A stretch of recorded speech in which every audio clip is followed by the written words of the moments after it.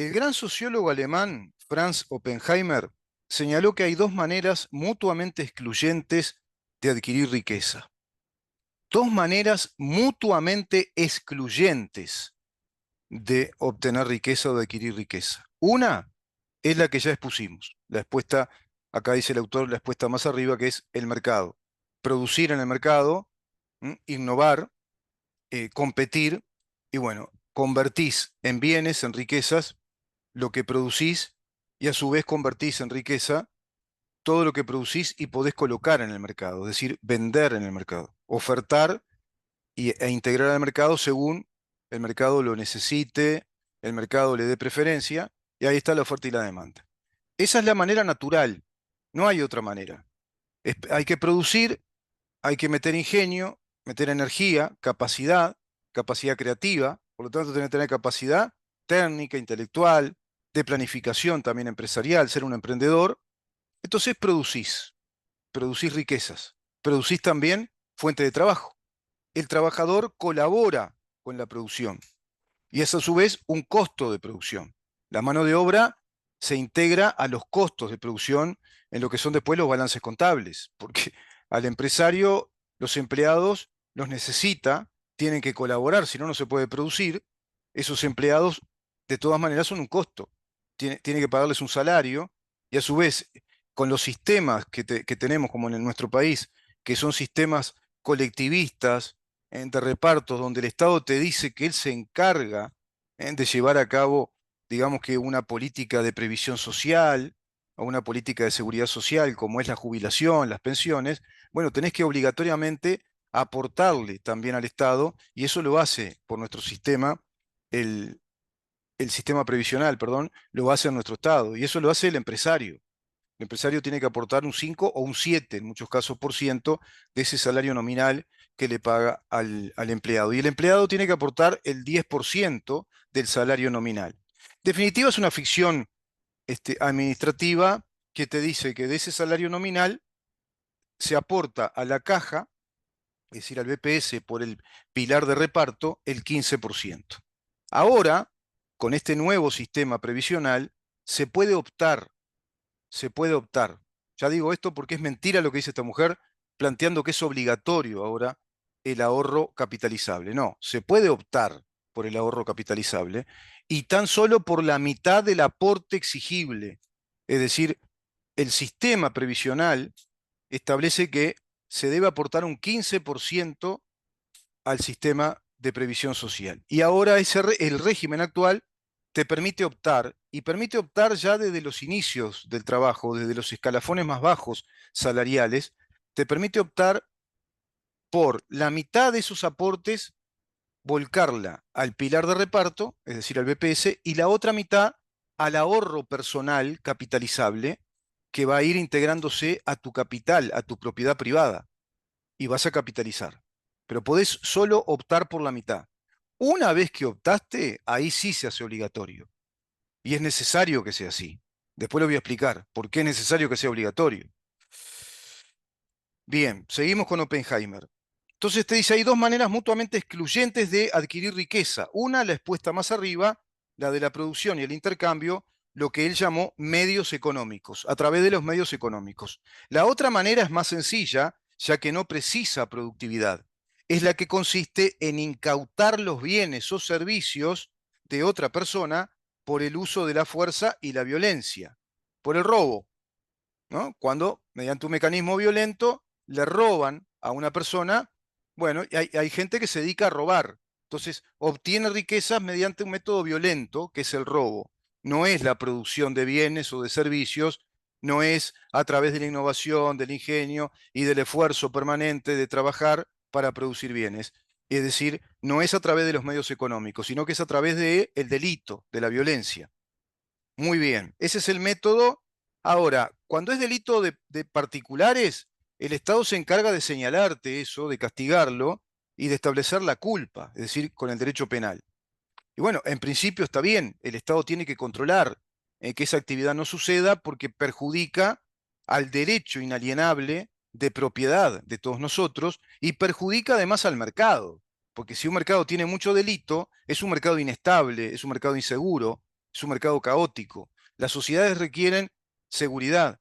Es otro de los derechos que establece el artículo 7, la seguridad. Pero la seguridad no es solo la seguridad social en materia de violencia, sino que es la seguridad social en materia de buenos sistemas de prevención de esa violencia, buenos sistemas de estímulo al estudio para incorporarse a los medios económicos de producción. Una sociedad más civilizada, más organizada, está poco estimulada al delito, a la violencia.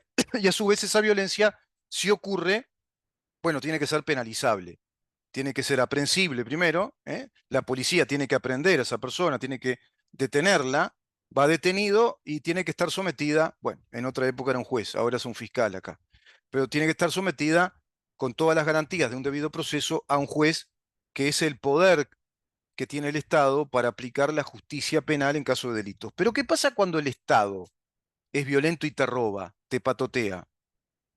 Porque el Estado no produce riquezas, a no ser que se dedique a actividades empresariales. Y las actividades empresariales a las que se dedica el Estado son inevitablemente ineficientes por un montón de características que hacen al Estado y que no lo pueden convertir en un agente de negocios, digamos, ventajoso, como los particulares.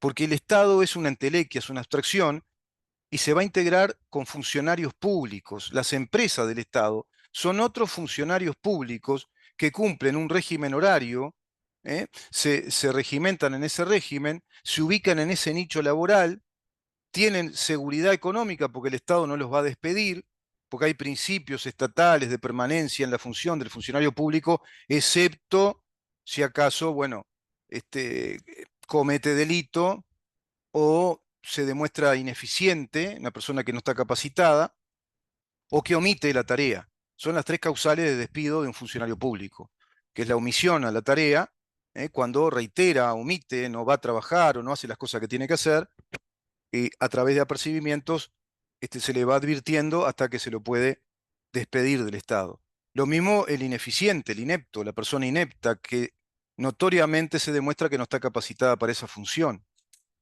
Y lo mismo para el delito. Cuando se comprueba que un funcionario público cometió un delito, bueno, es juzgable como cualquier persona, a su vez tiene una condena penal y también es despedido del Estado, ¿no? Y esto compete al funcionario administrativo y también a los funcionarios políticos del Estado, que tienen una gran impunidad. Pero ¿qué pasa con el Estado violento? Porque el Estado es violento cuando te aplica, dice este autor, el método de la confiscación unilateral. El método de la confiscación unilateral, que es lo que está haciendo el PCNT. El PCNT está en la prédica y en la promoción de un plebiscito que es patotero y delictivo. Por eso yo digo que es un atentado contra la Constitución, es un delito de lesa nación, como lo dice el artículo 330, y es un atentado contra la propiedad privada de más del 1,5 millones de ahorristas que capitalizaron con sus esfuerzos ese dinero. Es un atentado delictivo contra la propiedad privada de las tres empresas AFAPs y es un atentado contra todas las empresas privadas que se instalaron desde esos dineros de la actividad privada, es decir, trabajando en nuestro país. Y es un atentado contra las fuentes de trabajo que están instaladas en nuestro país desde la productividad natural de esos dineros, perfectamente concebibles por nuestros artículos 32 y 36. La confiscación, de eso habla este plebiscito, de confiscar, es decir, de robarle todos esos bienes, todo ese patrimonio, todo ese dinero, y robarle la actividad. Porque no solo te roban el dinero producido y el patrimonio que vos tenés logrado, sino lo que tenés por lograr. Porque el mercado continúa, el mercado es un continuum en el tiempo, es dinámico en el espacio y en el tiempo, como es dinámico el proceso histórico de un Estado. Entonces tenemos que pensar muy bien qué Estado queremos. ¿Querés un Estado así? Que venga y te diga por constitución que va a robar, que te va a robar. ¿Ellos qué te predican? No te predican eso. Te van a predicar que es mejor que el Estado se encargue de todo eso. Y además ante un argumento espantoso de un bajísimo nivel técnico, porque llegan a decir el disparate, como esta mujer, de que las empresas financieras, las tres AFAPs, que están dedicadas a esta actividad de la inversión de los ahorros, de ahorros capitalizables, han incrementado, han duplicado y hasta triplicado sus rentabilidades. Y eso es muy buena noticia, pero te lo dan como mala noticia. Te instalan la idea de culpabilidad ante el hecho natural de rentabilizar. Toda actividad económica, toda actividad empresarial, lo que pretende es rentabilizar, tener utilidades, mejorar en las ganancias. Eso le da sustentabilidad y es la razón de ser, es el propósito final de un emprendimiento, de una tarea empresarial. ¿Cómo nos vamos a escandalizar? ¿Cómo podemos culpar la mayor rentabilidad de las empresas? Y si esas empresas rentabilizaron el doble o el triple en los últimos 10 años, es proporcional a la rentabilización de los ahorros de todos los ahorristas, porque va de la mano. Esa rentabilidad en la que crecen las empresas financieras que colocan los dineros, que asesoran a ese acumulado multimillonario de dinero de los ahorristas, va de la mano de la rentabilización del dinero y de mayor volumen de clientes. Y ahora este sistema le aporta eventualmente más clientes a esas empresas. Y evidentemente este sistema virtuoso del capitalismo le gana por goleada a la propuesta socialista totalitaria del PIT-CNT y el Frente Amplio en su conjunto, aunque el Frente Amplio tampoco ha callado la boca, pero son integrantes del Frente Amplio, son integrantes del Partido Comunista, son integrantes del Partido Socialista los que están planteando este disparate y este atentado. Confiscar la propiedad privada y por vía constitucional, atentando contra la Constitución, cuyo espíritu no es ese, cuyos principios jurídicos no son estos, sino todo lo contrario, son los de proteger el derecho inviolable de la propiedad y proteger el derecho inviolable de los emprendimientos privados dentro de la actividad privada y que obedece todo eso a la magistratura privada a su vez, es decir, al derecho privado y todo lo que tiene que ver con los contratos, toda la regulación administrativa y la regulación legal en materia de contratos y obligaciones que hace a la actividad privada comercial, mercantil, la actividad del mercado. Bueno, es un disparate lo que están planteando. Es el método de la confiscación y eso es violencia unilateral de parte del Estado.